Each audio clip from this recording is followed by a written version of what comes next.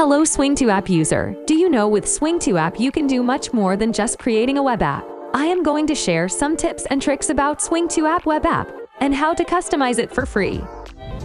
As you know with Swing2 app, you can send push notification to your users. But do you know before sending notification, you can test how notification will look in your web app. To do so, first, you need to set up the test device. After you log into the Swing2 app, on the manager page, go to Push and Members and select Push Device Management. Here you will see users of your app. Click on the Test Save button to set the test device. Once you are done with setting the test device, go to Send Push page. Create the push notification as usual. Just before sending push, click on the Send Test button to select test device and send notification by clicking on Send Push button. Just like that, you can send test notification on your device.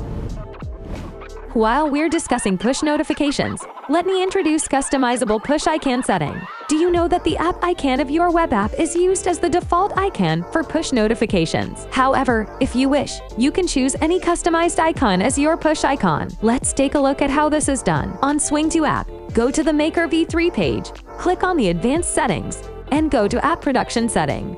In the Android push notification icon, you can change the notification icon. Click on the Edit button to upload icon image. Are you looking for a way to customize the color of the progress bar on your web application? To do so, click on the Advanced Settings and go to App Production Setting. Here, the progress bar color feature will let you change color of your web app progress bar. Click on the Edit button and change color accordingly. For your web app to work on mobile devices, do you need permission for the camera, location, or external storage? Don't worry, we've got you covered. Again, go to the App Production Setting. Here you can set the camera, location, and external storage permission for your web app. Just like that, you can customize your web app for free in a few minutes.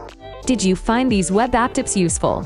Comment below and let us know what you think. Please stay tuned for more informative videos about Swing2 app. Thanks for watching.